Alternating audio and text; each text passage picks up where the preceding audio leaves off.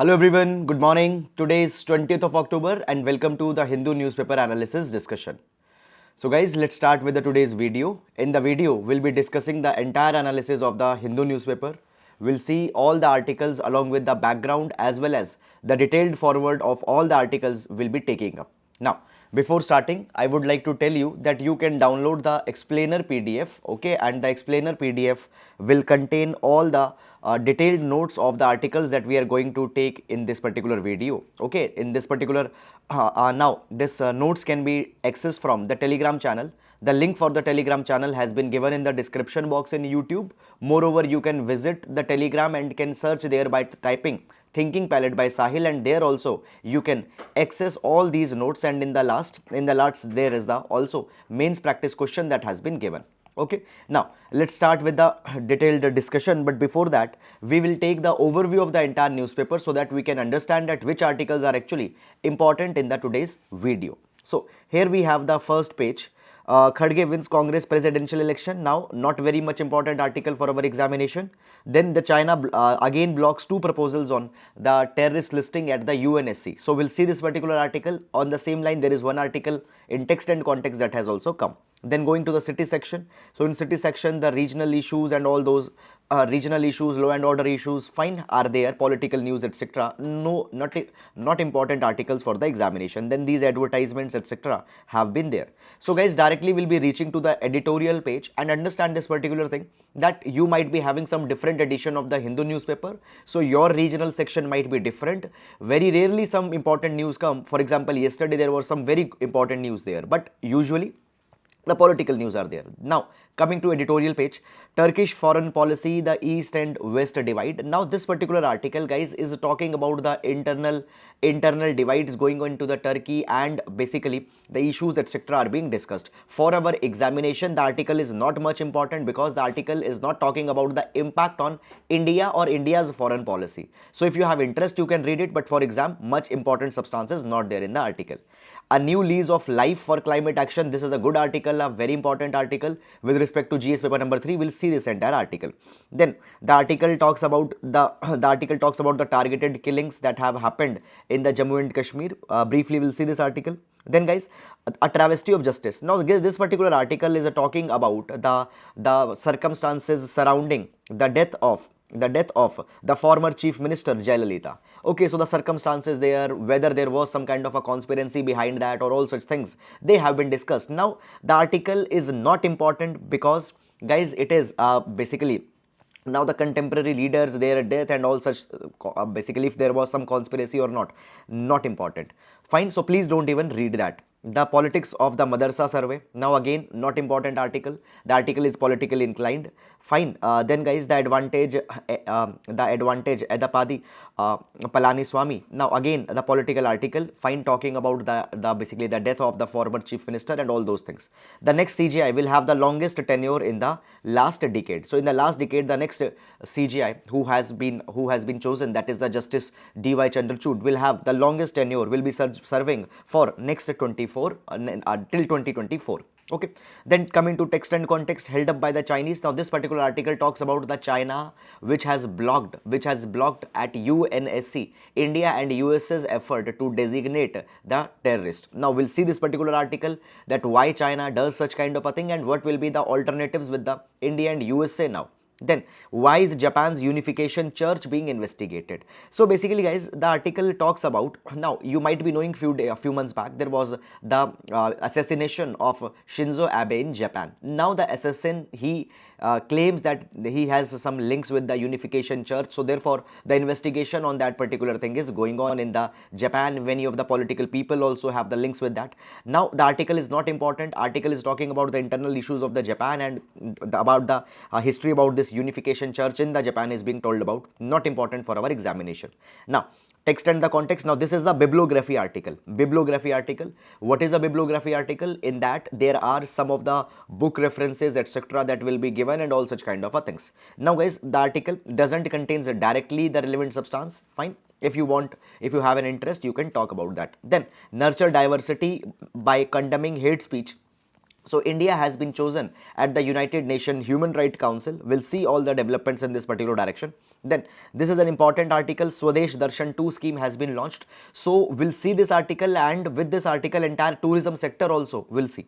Then further moving on in this particular direction, the other articles not important for the examination, political articles, crime related issues, etc. Then coming on again the political articles, etc. No need to go here. However, this article is talking about the Tamil Nadu and basically Tamil Nadu, who have launched the mission to save the critically endangered vulture. So the vulture conservation is a very important topic in environment and ecology. We'll see this entire issue. Then further moving on, we have to work fast to solve the challenges in space tech. So we'll see this particular article, and in this particular direction, basically the Prime Minister has launched the Mission Deaf Space. So what is this Mission Deaf Space? We'll see that. Then guys, in the brief, there is the Mission School of Excellence that has been mentioned. So we'll see that what is this Mission School of Excellence. After that, moving on, controversial UK Home Secretary quits. Now guys, in the UK, the political crisis that is going on every day, there is some new development that is coming, but you are not really required to follow these day-to-day developments. This is going on, Russia-Ukraine crisis is going on, fine, only the major things we need to see. After that, Putin declares martial law in the regions of the Ukraine. Again, Russia-Ukraine day-to-day issue, no need to go there, fine. Then guys, moving on, we come to the business page. Pressure on rupee may rise if US raises rates further, Fitch. Okay, so this particular topic we have seen, I think, many number of times. Okay, we have seen this particular thing, that as the Federal Reserve, that is the USA central bank, has increased the interest rates, Indian economy had got impacted. Why? Because the foreign portfolio investments that came in India after 2020, now these investments are again going to the USA because the Federal Reserve has increased the interest rates. Now guys, when these FPIs are going back, what happens? Obviously these investors now will convert their rupee in the dollar, and when they will be demanding more and more dollars demand will increase and the dollar will go up, and therefore there will be the rupees decline that will happen in front of dollar. So if more interest rate they will increase, further more pressure on the rupee will be developed and the rupee will decline. Okay, so this has been provided by the Fitch. So Fitch is a rating agency. Fitch, Standard and Poor, okay, these are the rating agencies. So Fitch have provided this particular thing. So we'll see this particular thing in the future if such kind of a thing will happen. China's total trade surplus with India passes $1 trillion. Now guys, this is something that we need to see. On one hand, we talk about the Atmanirbhar Bharat Abhiyan, and we talk about that we want to become self-reliant, and in that capacity, the trade dependence on the China is to be reduced. But the total trade surplus with India has surpassed $1 trillion. Okay, so this is cumulatively. Okay. Then moving on, ultra-tech corporate profits, etc. not very much important for the examination. Okay, and then we have the sports page. Okay, so guys, now let's take all the articles that we have seen here, the relevant articles, one by one in the detail. Okay, now okay, so every class we take a GS quote. Okay, and we will be taking today the GS quotation from the Greek philosopher Aristotle. Now Aristotle has talked about the fundamental nature of the man. Aristotle says that at his best, man is the noblest of all animals. Man is the noblest of all the animals. But if the man is separated from law and justice, he is the worst. So yes, that is true, that the man is noble. Man can think about other. Man has a sense of compassion, a sense of empathy, and might go beyond the self-centricism, might go against the selfishness. But when the man will be the most noblest? When there is a system of law, when a man is motivated by the idea of justice. And if we remove this idea of justice, if we removed the law, then the man can become the worst of the worst animal. Okay, and this we have seen in the history also many number of times, that when the law and the sense of justice was removed, man turned a beast. Okay, the wars that have happened in the past, the atrocities that have happened into the past onto the humans, they are the testimony to such kind of a thing. Fine. So basically the man is noble only if the man is guided by law, only if the man is guided by justice. Okay, and understand this particular thing. Realization of law and justice at the same time is not external, rather it is internal. Okay, and that internal realization will come only by the deep sense of ethics and morality. Deep sense of ethics and morality. So that is all guys about it, and now let's take the first article. Center to promote destination in 15 states as the part of Swadesh Darshan 2. Okay, now this particular article guys will see with respect to the prelims examination. Now in the prelims examination the questions onto the schemes are being asked. So the prelims examination, fine, and secondly we'll see this particular article with respect to the GS paper number 3 tourism, GS paper number 3 pillars of Indian economy, and in that tourism sector. Okay, so let's start with this particular article's discussion now. Before going in this particular article directly, I had given you some of the value addition content as well as the background content which can be used in any question on the tourism sector. First of all, when we talk about tourism, it is an alternative pillar of Indian economy. And if I give you the data about the tourism sector's contribution, then according to tourism satellite account, the tourism has generated the employment of around 14.78%, 14.87% and around 15.34% into the last 3 years. So these data are from the last 3 years, that is 2017-18, 2018-19 and 2019-2020. Anyhow, the tourism is contributing to more than 14% of India's employment. At the same time, as per the periodic labor force survey data, right now 4.2% unemployment is there in India, and since 2017 and 18 we are facing the period of the worst unemployment in India's independent history. So in this direction, the tourism can be a low hanging fruit. Tourism can be a sector which could be leveraged to provide the employment opportunities to India. So therefore, tourism plays a very important role. Guys, understand this particular thing, that the countries such as Maldives, Thailand, Indonesia, they have leveraged their tourism sector very efficiently, but up till now we have not leveraged that particular thing. India at the same time is the spiritual capital of the world. Now India being the spiritual capital of world, the originator of the rich traditions of yoga, Ayurveda and all such kind of things, we need to focus specifically. Moreover, the 3 great religions of the world, that is the Sanatan Dharma of Hinduism, Buddhism, Jainism, they got originated in India. So therefore, India has a distinct soft power to attract spiritual tourism, medical tourism, recreational tourism and cultural tourism. So for that particular thing, we need to have some dedicated schemes. Okay, now leveraging tourism specifically can help on multiple terms. For example, it can create jobs, it can provide self-employment opportunities for the local communities, it can enhance the skill of the local youth in tourism and hospitality. Okay, at the same time it can increase the private sector investment into the tourism, better infrastructure can be developed. Okay, it can preserve and enhance local cultural and natural resources. So when they will generate when they will be generating such kind of economic returns, they will be more given attention. Okay, now in order to leverage tourism, already government is running multiple schemes, and for that there is one particular scheme, that is the Swadesh Darshan scheme.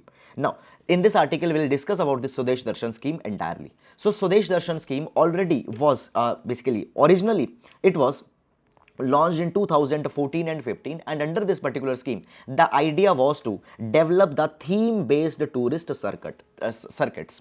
Now theme based tourist circuit means basically, for example, Buddha circuit. Now in the Buddha circuit, the places that have been importantly associated with the Buddha's life, they will be covered. Okay, so theme based tourist circuits were to be developed, and under the Swadesh Darshan scheme, the central government will provide the financial assistance to the state government as well as the union territories so that they can invest onto these theme based tourist circuits. And under this particular scheme, up till now 15 thematic circuits have been identified and they are also being developed. Now what are these thematic circuits?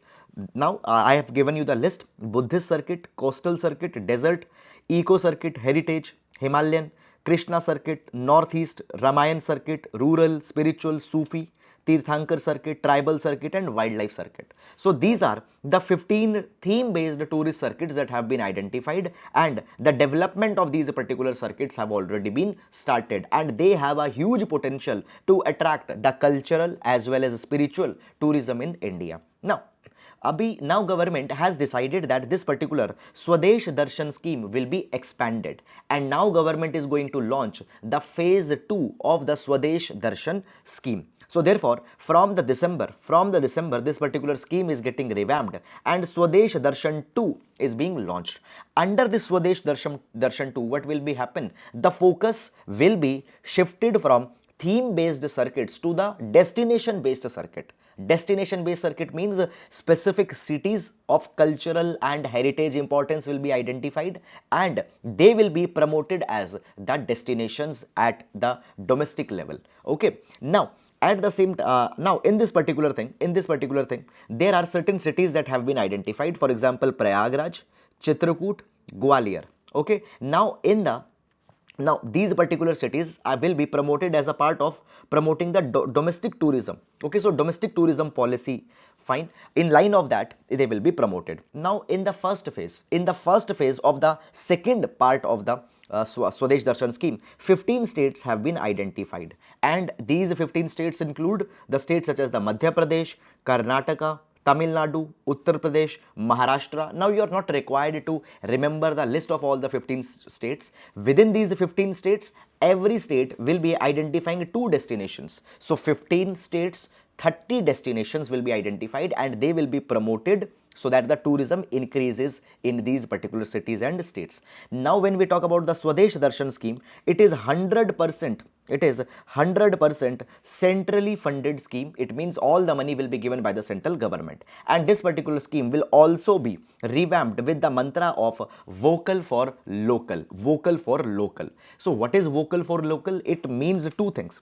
Vocal for local means 2 things. Number one, basically the people, they will be nudged that before going and visiting the other countries, first we should explore our own heritage, our own domestic tourism, and secondly, while going there, we should give a boost to the local economy, local products should be consumed, okay, and all such things. So this is about the Swadesh Darshan 2 that is going to be now launched, okay, and this is a very important dimension on the tourism. A full length question even in GS paper number 3 can be asked, so going to be a very important topic. Okay, now we'll move to the next article. Tamil Nadu launches mission to save critically endangered vultures. Okay, now guys, understand again, this particular topic is going to be very important for the prelims examination as well as for the GS paper number 3, ecology and conservation. This particular article will be important. Now vultures have been a very important topic in the prelims examination in the past. Many number of times the questions have been asked onto the vultures. So the vulture, their status, their conservation, and what is this present thing, okay, what are the threats, all this particular topic will complete here in just few minutes. Okay, now first of all guys, when we talk about the vultures, understand this particular thing, that vultures have been called as the scavengers of nature, or they have been called as the waste managers of nature. Now you know this particular thing, that many number of times the animal die. When they die, their carcass or their bodies will degrade. At that point of a time, it will lead to spread of many of the pathogens, and those pathogens might lead to many of the infectious diseases. Now in this particular context, vultures, they act as a scavengers, cleaners. Is it clear? And in that particular thing, vultures plays a very important role in keeping in check the wildlife diseases. Okay, now guys, when we talk about present time, the zoonotic diseases, okay, or the diseases which have origin into the animals, they are becoming a really very big concern. So therefore vultures become even more important. Now when we talk about the vultures in India, there are the 9 species of vulture that are found. So in this particular list, we'll see the vulture species, and we will also see their IUCN status. Okay, now basically guys, the 9 vulture species that are found in India, number 1 is oriental white-backed vulture. Now it is critically endangered. Second is the slender-billed vulture. Okay, now see, scientific names of these vultures are not needed to be remembered, because in examination, if you remember their common names, they are more than sufficient. So slender-billed vulture is again critically endangered. Then we have the long-billed vulture, it is also critically endangered. Egyptian vulture is endangered. Fine. Then there is red-headed vulture, it is again critically endangered. Then Indian griffin vulture. Indian griffin vulture is one which is the least concerned. Okay. Himalayan griffin vulture, near threatened. Okay. Cinereous vulture, near threatened, and bearded vulture, again near threatened. Now if you see, these 9 species of vulture are there, and majority of these species are either they are critically endangered or they are endangered.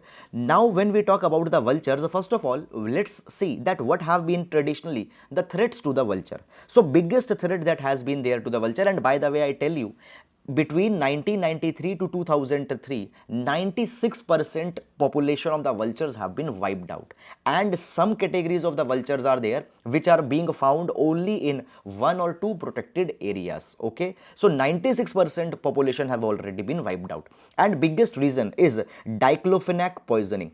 Now, diclofenac is used as a drug in the cattle by the cattle rearers, and many number of times when the cattle die, okay, they are left, and then the vultures feed on them. So when the vultures are feeding on the dead cattle, if the cattle has consumed the diclofenac in the past, then the vultures consume that diclofenac, and that diclofenac leads eventually to the fatality of the vultures. Is it clear or not? So therefore, this, because of the diclofenac, they have majority of the vultures have been lost. Then the loss of natural habitat due to the anthropogenic activities. Now habitats, the place, basically the fields where they have been there, because of industrialization, urbanization and development, their habitats have been lost. Then the food limitation and the contaminated food is leading to the deaths, and then there is electrocution by the power lines. Okay, so great Indian bustard is also threatened because of the electrocution by the power lines. Now guys, when we talk about the areas where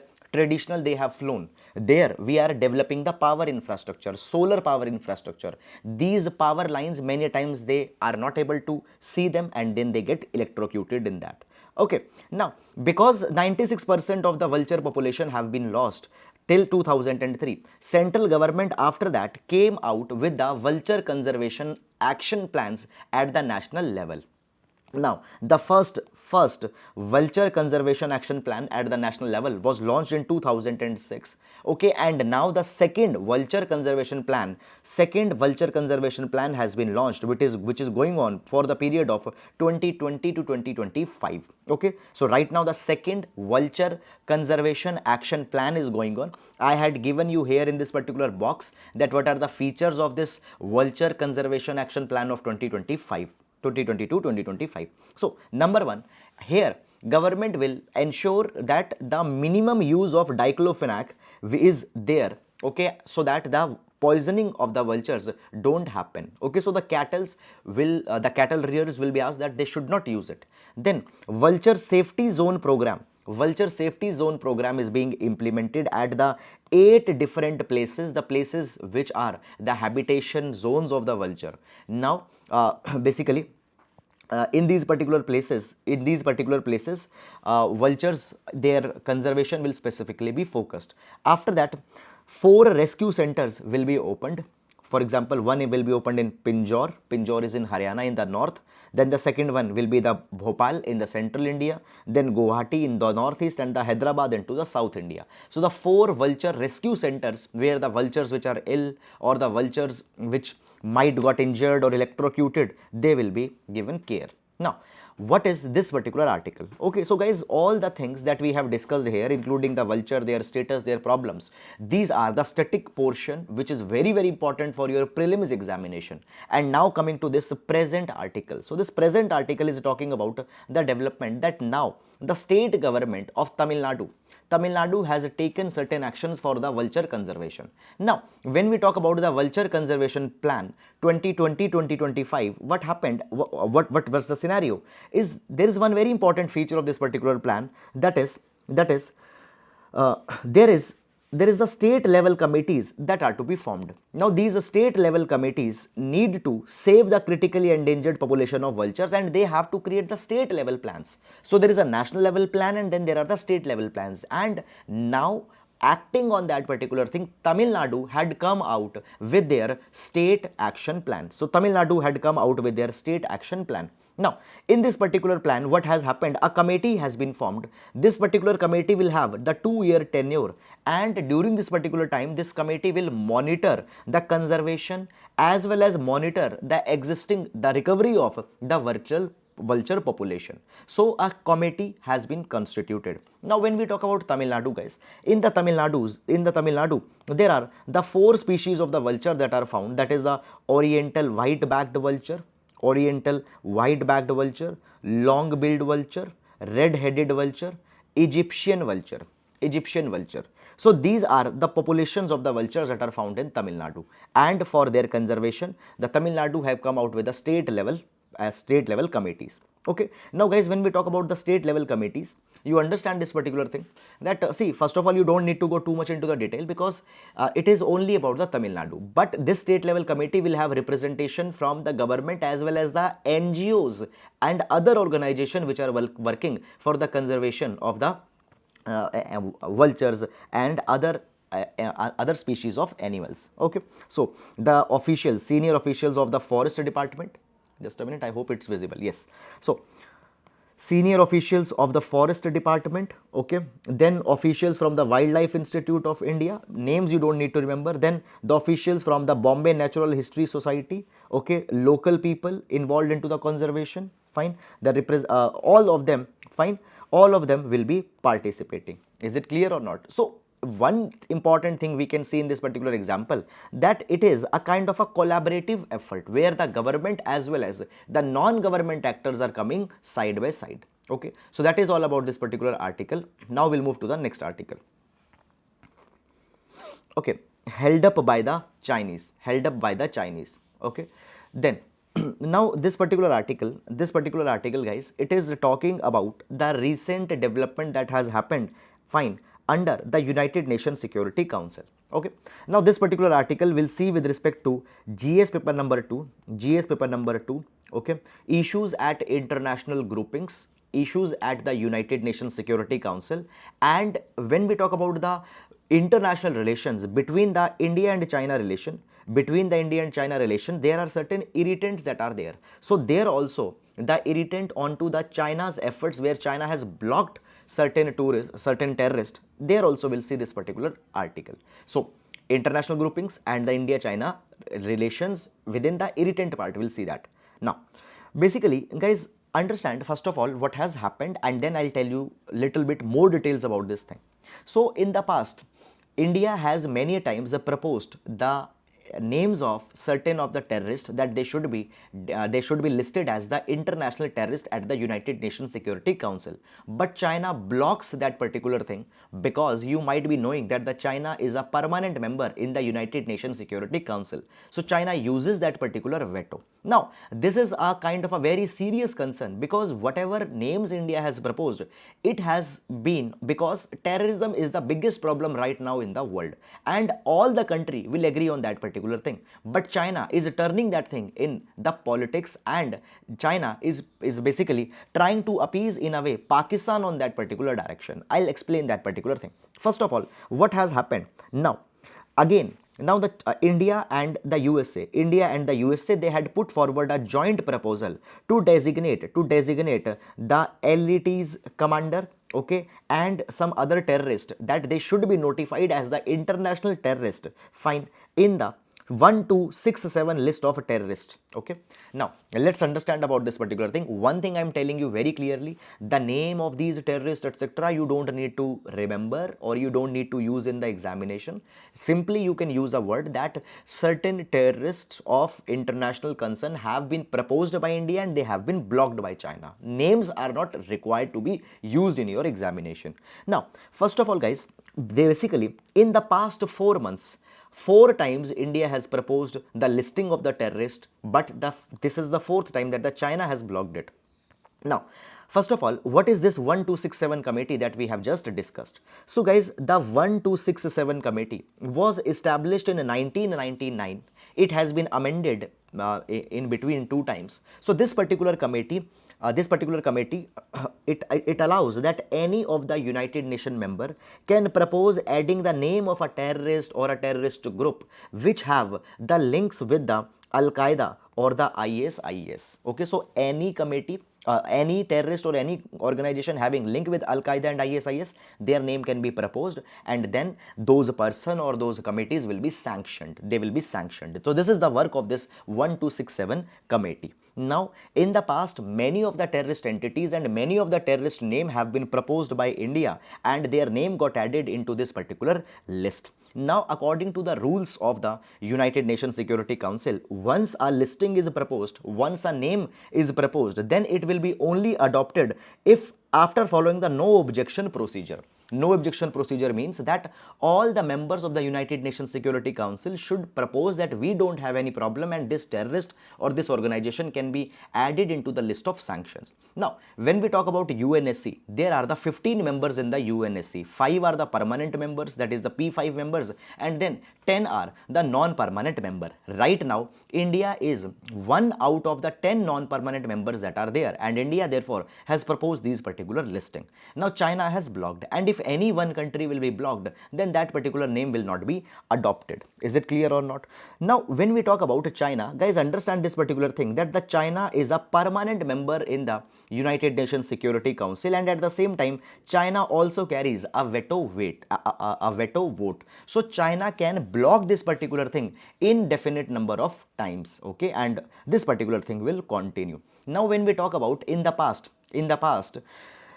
what has happened, China has blocked many times such kind of in India's attempt. For example, Jaish-e-Mohammed founder, okay, that is Masood Azhar, he was proposed as international terrorist by the India since 1999. Okay, so guys, you might be knowing about the hijacking of IC-814 flight. Okay, IC-814 flight that was hijacked. Okay, and when the flight was hijacked, it was asked that the Masood Azhar should be released, and he was released at that point of a time. So obviously he was a terrorist who had such an influential clout. So his name was proposed by the India that he should be blocked. But China has blocked such attempts multiple number of times, and only in 2019 it was allowed. So therefore, we find this particular thing that China have used their position. Now China simply says that we don't have information about that, we don't have complete information about, but at the back end we know that most of these particular organizations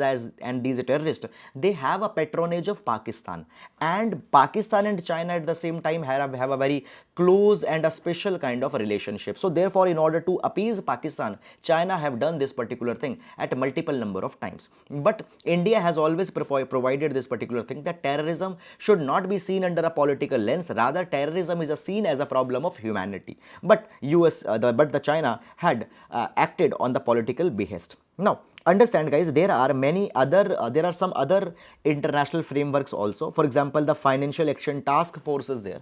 Now, under the Financial Action Task Force, a particular country can be basically a country can be put into the blacklist, grey list if they are not cooperating on the terror financing and all such kind of a thing.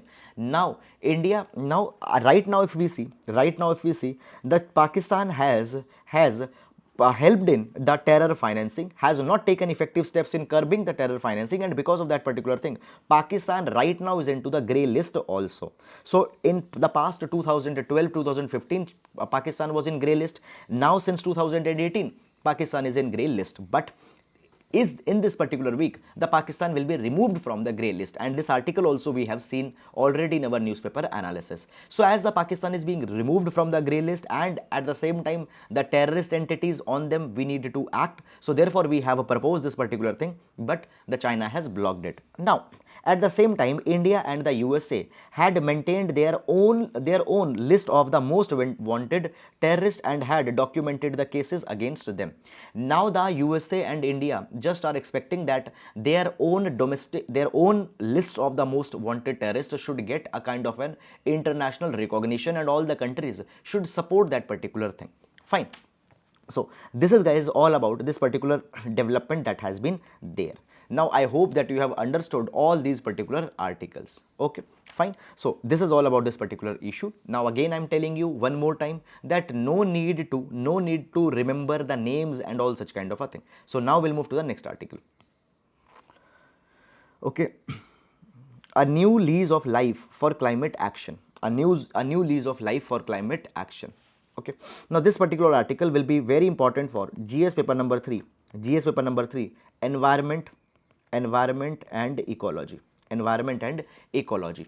Now this article is talking about the life movement, as well as it is talking about the priorities that India should be having in the COP27 that is going to be organized next month in the Egypt. Okay, now let's see this particular article. Now guys, the article talks about that today the world is facing multiple crises. Number one, there is the fragile economic recovery because of the COVID-19 pandemic that has been there. Then there is the war, the Russia-Ukraine war that is going on, and because of this Russia-Ukraine war, there are many economic concerns, many economic challenges that have developed. First of all, many trade lines have been blocked.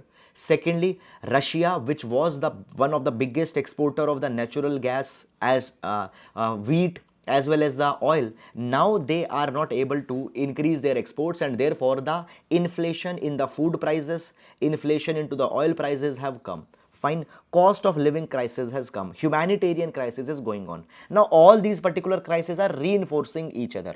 The pandemic is aggravating the economy is further leading to the, because economy is in crisis, the people's living is getting compromised. This is something that is happening. Now at the same time, if you remember, few days back we have discussed the United Nations development programs, the human development report, and in this human development report we have seen that most of the countries have faced the decline in the human development in the past 2 years. Why? Because of the COVID-19 pandemic. So the human development has declined, and this is for the first time in the past 20 years that has happened. Right now the world is facing the triple planetary crisis. Triple planetary crisis means there are the 3 layers of crisis. Number one, climate change crisis is there. Second, the crisis because of the pollution, and third, the crisis of the biodiversity loss. And if we don't tackle this triple planetary crisis, then if we don't tackle this triple planetary crisis, then the humanity is going to suffer, particularly the vulnerable people are going to get impacted the most. Now climate change is a disruption multiplier, okay. If climate change will be there, it will impact economy, it will impact health, it will impact vulnerable sections of society, because many of them will face that they are many vulnerable societies, if they are dependent on agriculture will get impacted. If they live in coastal cities, their coastal regions will get submerged. Okay, so it is a disruption multiplier. In this particular direction, we have taken some of the international targets, for example, and in the Paris Agreement, some of the international targets, for example, the intended nationally determined contribution INDC targets were taken. Okay, then last year COP26 was held in the Glasgow, and in the COP26 also some of the targets were taken by the countries, and even India took the target of the Panch Amrit in COP26. So what was the Panch Amrit that was taken by the India? That is number one, reach the non-fossil energy capacity to 500 gigawatt by 2030. So 500 gigawatt of electricity should come from the renewables. 50% of energy requirement should be fulfilled by the renewables by 2030. 1 billion ton carbon emissions are to be reduced by 2030 cumulatively. Then carbon intensity is to be reduced to less than 45% by 2030. So whatever was our peak carbon emission, now that is measured for India at 2005 level. Okay, so whatever carbon emission was there in 2005, at that level we need to reduce it to 45% and achieve the target of net zero by 2070, which is carbon neutrality. So these are the 5 targets which are called as the Panch Amrit,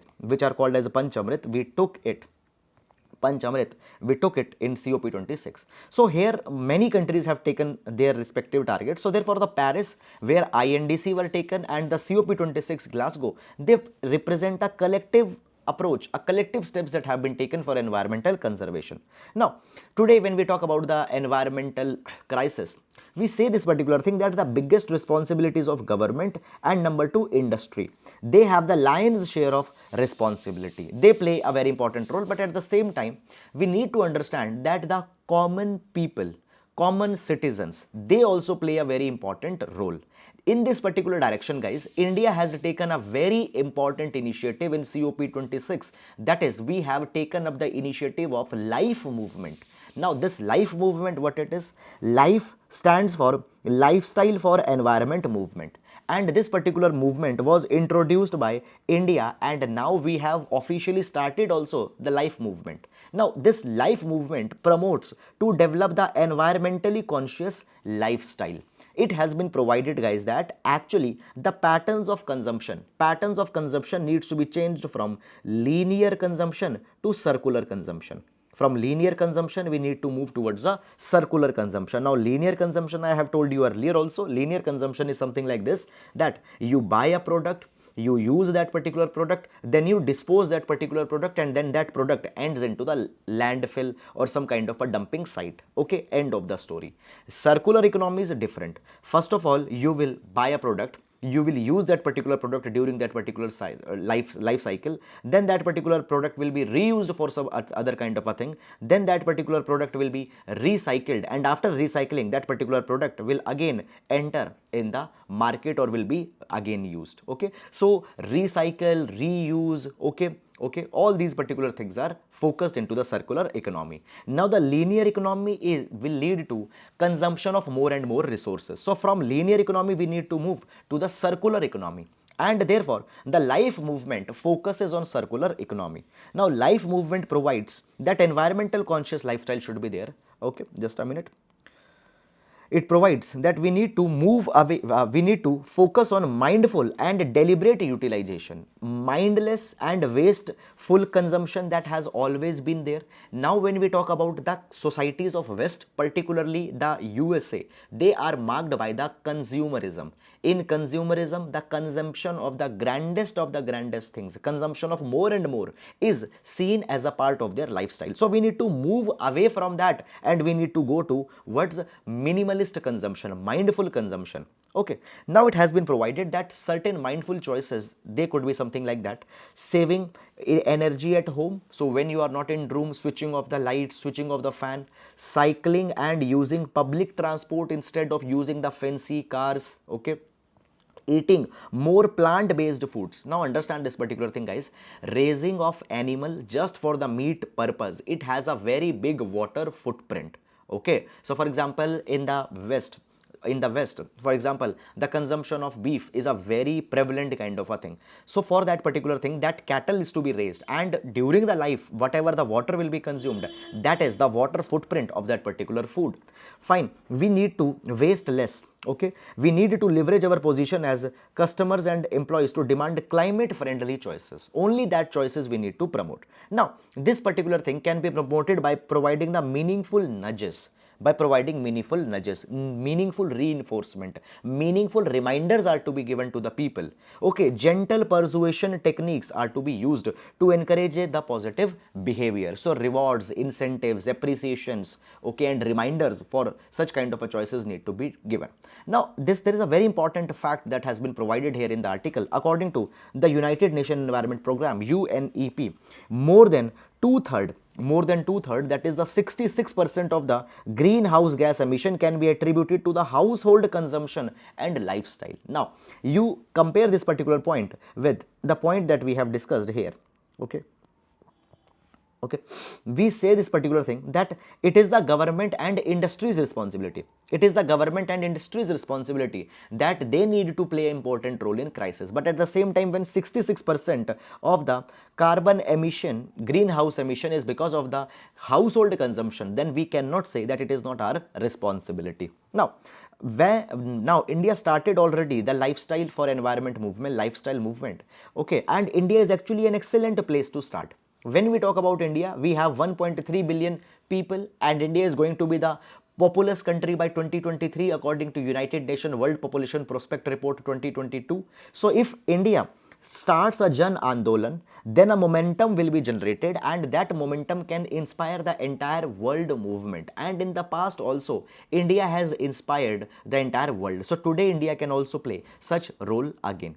Now, the Prime Minister has provided this, Prime Minister as well as the United Nations Secretary General has provided this thing that all the consumers in the world, they should become the pro-planet people. They should become the pro-planet people. It means environmentally conscious consumers. So by 2027, we need to adopt a very simple lifestyle. Fine.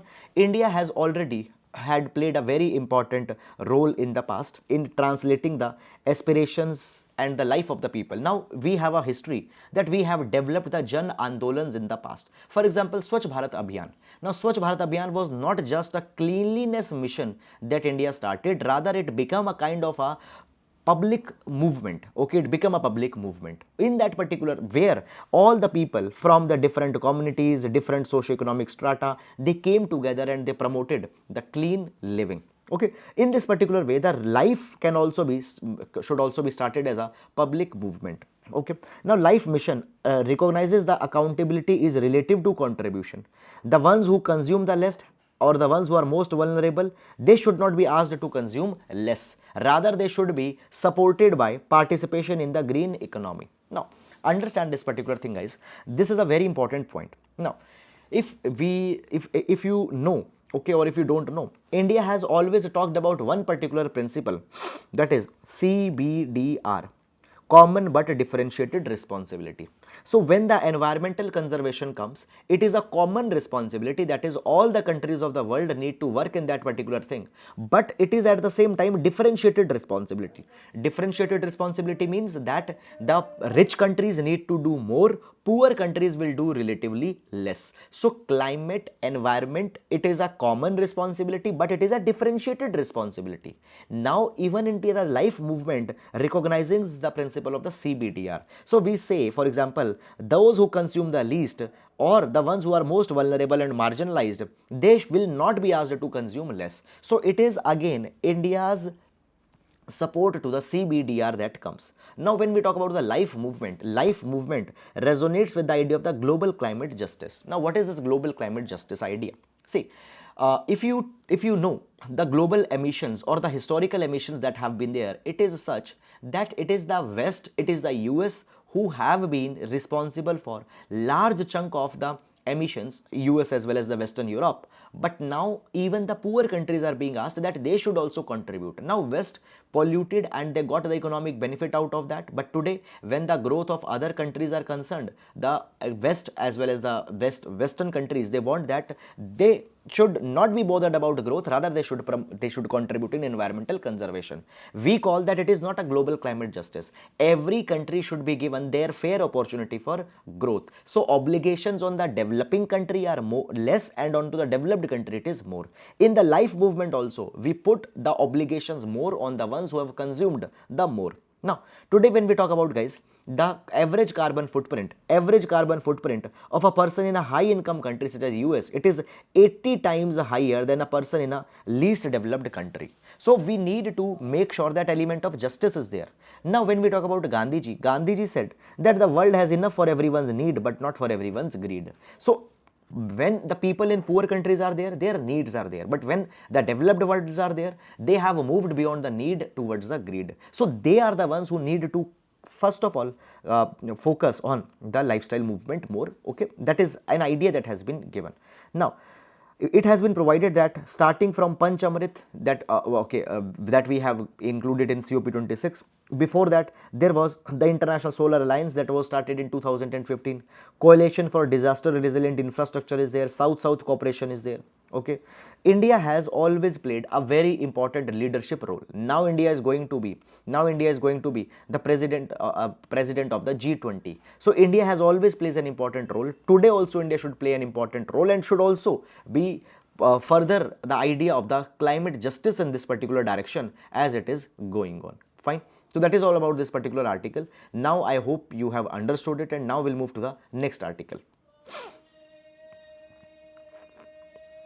Nurture diversity by condemning hate speech unequivocally, UN's chief.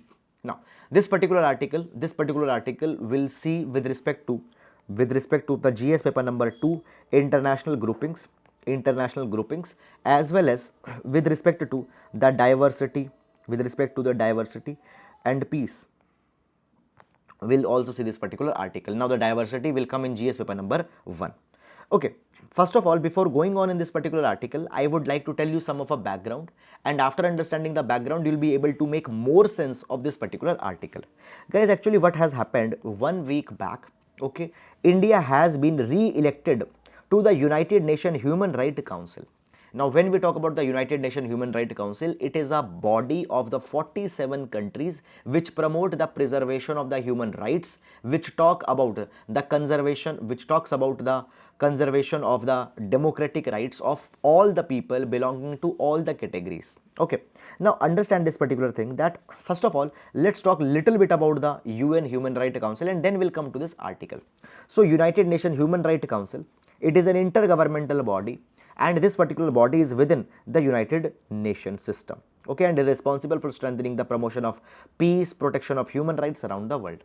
Now, this UNHRC Council was created by the United Nations General Assembly in 2006, and it has replaced earlier existing United Nations Commission on the Human Rights. Okay, so earlier there was the Commission on Human Rights, it have been replaced.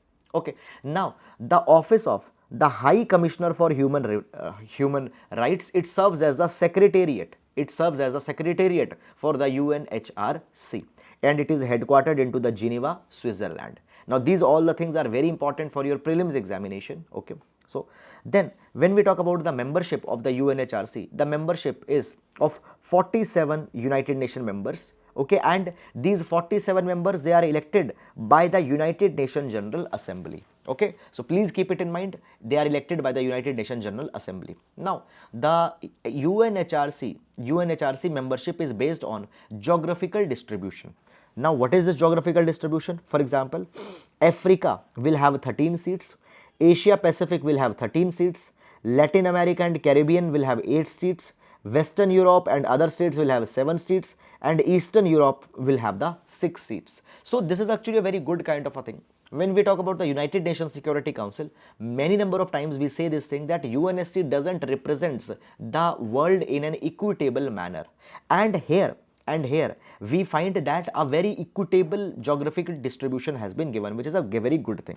So basically India got chosen from the Asia Pacific category. Okay, now when we talk about the members of this UNHRC, they serve for a period of 3 years and are not eligible for immediate re-election after serving 2 consecutive terms. So maximum 2 terms back to back can be served. After that, they need to take a gap, and then again they can be re-elected. So again India got re-elected. So in the past UNHRC also India was there, and now it had got re-elected. Now UNGA, United Nations General Assembly, before choosing a member for the UNHRC, looks in many things. For example, that states' contribution to the promotion, protection of human rights, the pledges, the commitments they have taken to protect the human rights, all these things are seen.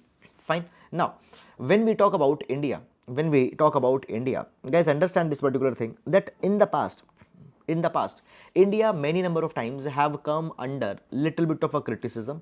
It has been said that UN experts, they have said that India need to ensure the safety of human rights activists, journalists, student leaders. Many a times they are being arrested and detained, it has been said. So India needs to be mindful about that particular thing. Now guys, as India got re-elected, United Nations Secretary General has addressed that India need to focus more on now conserving and nurturing the diversity.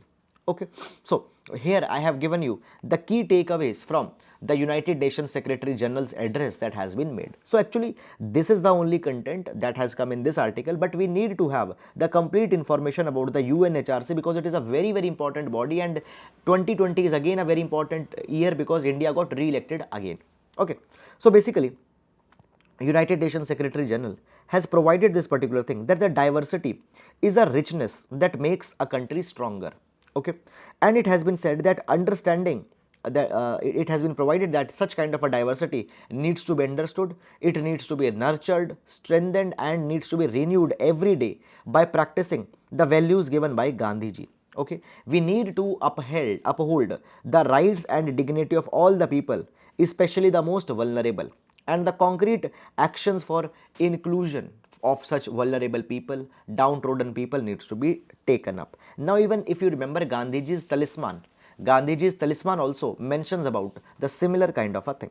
Now the United Nations Secretary General had said that today that it has been provided that we need to recognize the values and contribution of multicultural society where multiple cultures exist, multi-religious, multi-ethnic society. Hate speech or the divisive forces are needed to be condemned equitably.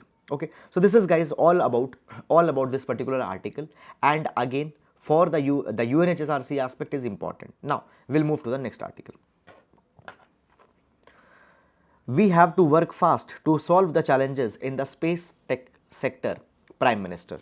Now this article will see with respect to the prelims examination as well as GS paper number 3, science and tech sector, indigenization of defense, science and tech sector, indigenization of defense. Okay, GS paper number 3, this article will be taken up. Now basically what has happened, the Prime Minister has launched the mission DEF space. Now DEF stands for defense space. Basically, Prime Minister had provided that today, in order to make the defense forces to have the state of the art capabilities, we need to provide them tech inputs. We need to enhance their capabilities in some unconventional areas also, for example, the space sector. Now guys, when we talk about, we have traditionally thought that the war or any confrontation will be in 3 arenas, that is land, water and air. But apart from land, water and air, 2 new dimensions have opened up. Number 1 is the dimension of cyber and number 2 is the dimension of space. Okay, so the dimension of cyber and space are the 2 new dimensions that have opened up. So therefore, we need to have the solutions, we need to have capabilities in these 2 arenas also. In this particular article, the space technologies are being discussed. So basically, this mission DEF space have been started. Here what will be done, the Prime Minister has asked that innovative solutions for the 3 services, that is the Army, Air Force and Navy. Okay, 3 services, Army, Air Force and Navy, are to be developed, and in this particular direction, industry, startups, entrepreneurs or other scientists, they should come together and should give the innovative solutions. Now under this mission DEF space, 75 challenges are being opened up to get innovative solutions. Okay, so simply what it means that the defense capabilities, ideas, innovations, okay, needs to be given. Okay, so basically it has been provided that today we want to have the range of defense applications to enhance the capabilities of the 3 service. We want to develop not the offensive capabilities, but we want to develop the technology enabler so that we can defend India. Okay, so in a very one line, you should not get confused. The private sector, the startups, the entrepreneurs, they are being asked that you give the solutions, the tech solutions, so that how Indian defense forces can become more effective, how they can become more effective in space arena. Such solutions are needed to be given. Is it clear? So this is the mission DEF space. Okay, now along with this mission DEF space, the Prime Minister has also released the 4th defense indigenization list. Okay, now what is this 4th defense indigenization list? If you remember, we came with the Atmanirbhar Bharat Abhiyan 2020. Now under the Atmanirbhar Bharat Abhiyan, government brought many number of a kind of a things. The fiscal package of 20 lakh crore rupees was announced. After that, the liberalization of in many of the sectors was given. The liberalization in coal, liberalization of space happened. Now at the same time, in the defense sector also, it was said that the Atmanirbharta, self-reliance, will be developed. And as a part of this Atmanirbhar Bharat Abhiyan, it was said that indigenization list will be released from time to time. Now these indigenization list means there will be certain components which will be only be procured from India. They cannot be imported from outside. If you remember, guys, if you know, even we discussed this particular thing, according to the CIPRI, according to the CIPRI report, Okay, India happens to be the biggest defense importer, and if always the imports will be available, never we will be able to develop the capability. So therefore, from time to time, the defense indigenization list is released, according to which certain items that will be provided in this list, they cannot be imported, only they have to be procured within the country. So in this particular list, 101 items have been indigenized. Okay, up till now, the government has released the three indigenization list, and it is the fourth list, and up till now 310 items have been indigenized. It simply means that the item on the list cannot be imported by the service and should be sourced from within the country. Is it clear? So import substitution has been focused. So this is the way which government is using. So in the defense sector, both of these development, mission def space 1, mission def space, and the second is the indigenization list will be important. So I hope that you have understood it. Now guys, understand this particular thing, that it is you are not required to go beyond what we have discussed in this particular article, because see, entire question on the def space will not be coming. Rather, the question might be there that how government is changing its philosophy with respect to the defense and the space sector. Okay, all such things. Now moving to the next article. Now this particular article, guys, talks about the Mission School of Excellence that has been launched in the Gujarat. Now this is the state government scheme. Okay, now guys, what has happened? Basically, we know this particular thing, that the infrastructure has been persistently a very big problem of the schools, of the educational institutions in the country. Now guys, it has been provided that the Mission School of Excellence has been launched. It is a 10,000 crore rupees project which will focus on a modernization of school infrastructure. Now this particular mission is partially funded by the World Bank also. So World Bank is also giving the assistance. Now as a part of this Mission School of Excellence, the classrooms will be equipped with the smart boards. They will be converted into the smart classrooms. Computer labs will be developed. Upgradation of infrastructure will happen into the school. Okay, now there has been said that this article, it is being provided that it is to battle the Aam Aadmi Party in Gujarat, because they have always emphasized onto the developmental led model of politics, where the school and the health were emphasized. So it is being said that it is to tackle the Aam Aadmi Party's model, but that political line we don't need to go. Okay, so we can use such kind of an examples. Guys, understand this particular thing, that sometimes state specific schemes can also be used in your answers to complement your answers. Fine. So that is all about this particular article, and now we'll move to the next article. Okay, now this particular article, guys, talks about the targeted killings that have been there recently in the past in the Jammu and Kashmir. Now the article just we will be seeing with respect to the overview, because with respect to the exam point of view, the policies or some schemes or some government efforts have not been mentioned. Now guys, understand this particular thing, that as the targeted attacks have happened, it points out directly that there is the desperation amongst the radical elements. There are the separatist current that are still alive in the Jammu and Kashmir, and these separatist current, what they are relying, they are trying to create a sense of fear psychosis. They are trying to create a sense of fear psychosis in the people, and in this particular direction such kind of a targeted killings have happened. Basically, it is the discontent as well as the disaffection from the government, and this disaffection from the government, discontent, is being vented out on the innocent people. Since the 1990s, there have been the basically attacks onto the migrant workers, farmer, government officers. There were the exodus of the minority, there was exodus of the minority Kashmiri Pandits also since 1990s, and all these particular things have been there. Now the administration of the Kashmir, UT administration, should not be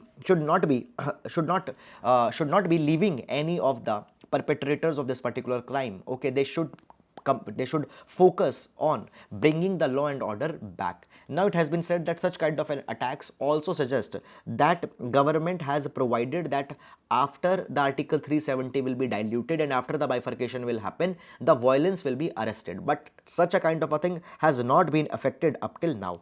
Moreover, there is also a sense of impunity that exists a sense of impunity that exists. Impunity means a sense that whatever a person or whatever a group or whatever an outfit do, they will not be held accountable for their crimes. So now this is a time that such culture of impunity or such sense of impunity that is there, it is needed to be ended, and some stringent immediate actions are to be taken in this particular direction. Okay, so that is all guys. However, some policy and academic point of view is not there, but for general just to have a general awareness, this is something that are there. So that is all guys about this particular article, and now let's take the mains practice question for the today. So today's mains practice question is from the GS paper number 3. Today's mains practice question is from the GS paper number 3, environment and ecology. The question reads, climate change is a disruption multiplier in the disrupted world. In this context, analyze how India's leadership on climate action can lead the world. Okay, this particular article will be a 10 marker question. Okay, so that is all guys about today's mains practice question. So with this we come to an end to the today's newspaper analysis. And guys, if you have liked the video and if you think that our efforts are helping you in any way in your examination, you can always like our initiative, you can subscribe to the channel, and if possible please spread the initiative so that we can bring more initiatives for you, so that we can work even more for such kind of initiatives which can help the community. Thank you so much guys, and thank you everyone for all the comments that you leave. I personally read every comment and it feels really good to see such good comments. Thank you so much. Please take care of yourselves. Now we'll meet tomorrow. Thank you.